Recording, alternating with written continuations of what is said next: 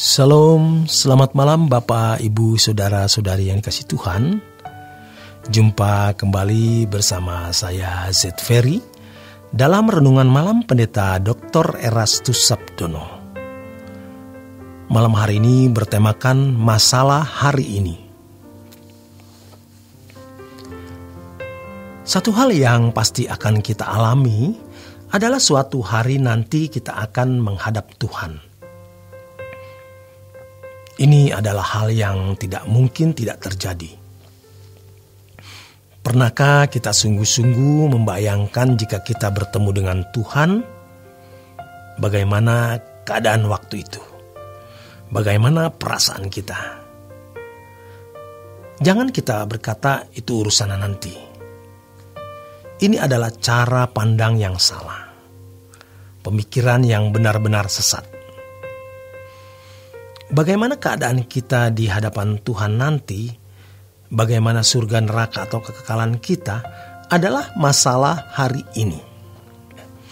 Justru bukan lagi masalah nanti.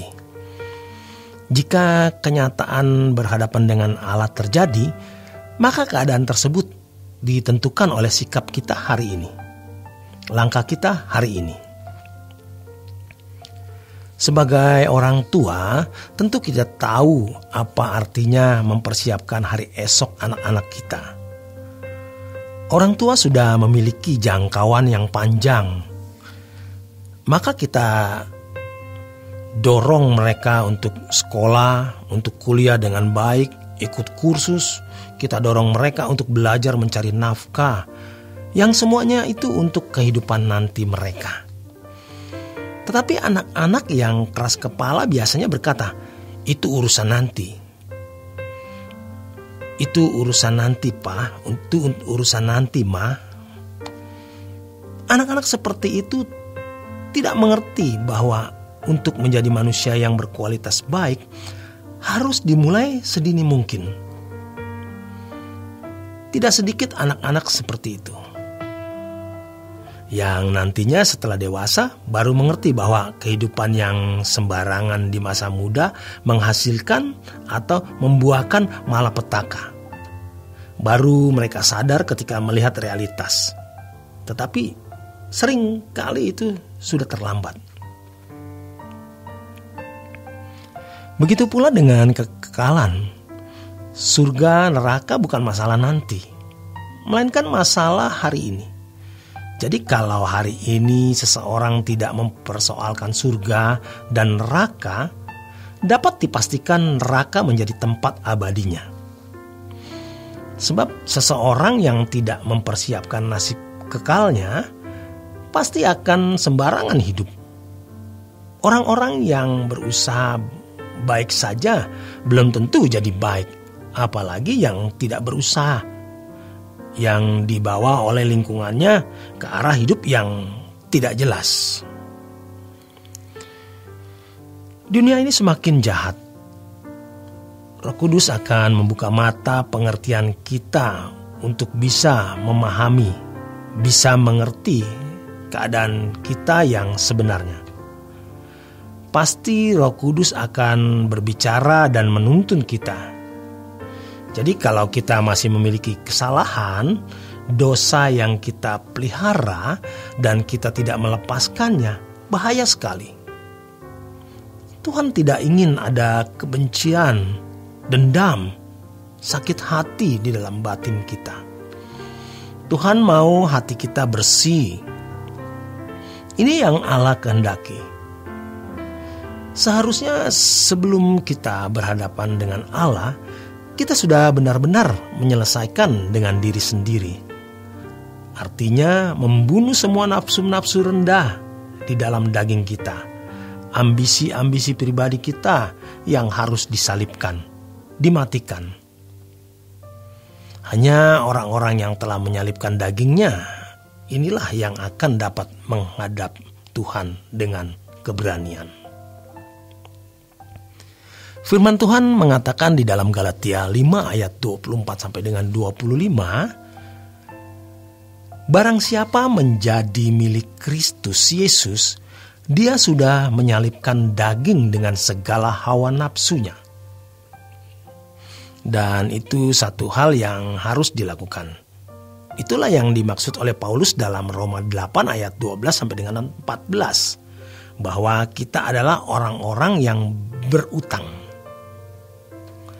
Berutang bukan untuk hidup menurut daging, melainkan hidup menurut roh. Masalahnya, kita ini orang-orang yang sudah terbiasa hidup untuk memuaskan keinginan daging, keinginan jiwa, atau ambisi-ambisi kita. Bagaimana kita bisa lolos dari keadaan ini? Jangan tercengkrami oleh cara berpikir gaya hidup yang salah seperti itu. Harus betul-betul membersihkan diri dari semua dosa, sekecil apapun dosa itu. Melepaskan diri dari keterikatan, sekecil apapun keterikatan tersebut. Sebab Tuhan menghendaki ketika kita menghadapnya, Ia menemukan kita bersih di hadapan Tuhan. Oleh sebab itu, setiap hari kita harus menyediakan waktu menghadap Tuhan. Harus setiap hari kita menyembah, kita memeriksa diri, minta Roh Kudus membuka pikiran kita untuk mengerti keadaan kita. Biasanya kalau kita merasa diri kita sudah baik, kita lantas berpuas diri. Kita tidak mempersoalkan apa pandangan Tuhan dan penilaian Tuhan terhadap diri kita. Ini jarang orang persoalkan. Jujur saja, banyak orang lebih mempersoalkan apa penilaian manusia lain terhadap dirinya daripada penilaian Tuhan.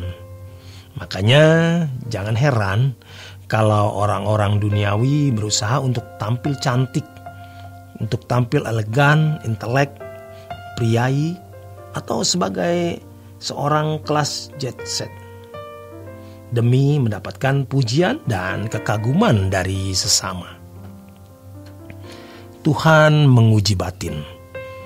Begitu firman Tuhan mengatakan. Kita harus membayangkan betapa mengerikannya ketika kita menghadap takhta pengadilan Allah. Ternyata masih ada 2, 3, 4, 5, 6, 7, bahkan lebih butir-butir dosa yang menjadi kebiasaan hidup yang masih kita lakukan sampai mati.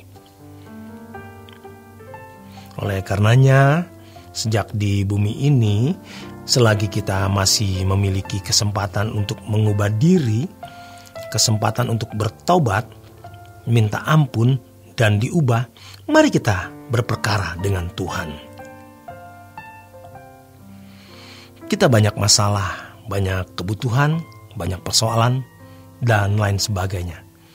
Tetapi jangan menganggap besar semua masalah tersebut. Masalah dan yang paling terbesar dan satu-satunya adalah bagaimana kita didapati Tuhan bersih, didapati Tuhan tidak bernoda, didapati Tuhan tidak bercela, didapati Tuhan berkenan seperti Yesus. Jangan sampai kita dibuat iblis tidak fokus kepada hal ini. Ini bukan berarti kita boleh sembarangan hidup, melepaskan semua tanggung jawab karena hanya ingin mencari Tuhan saja. Kita tetap harus bertanggung jawab, mengerjakan tugas-tugas kehidupan kita. Tetapi lebih daripada itu, kita harus sungguh-sungguh belajar untuk hidup dalam keadaan yang berkenan kepada Allah. Demikian kebenaran firman Tuhan malam hari ini. Selamat beristirahat. Tuhan memberkati.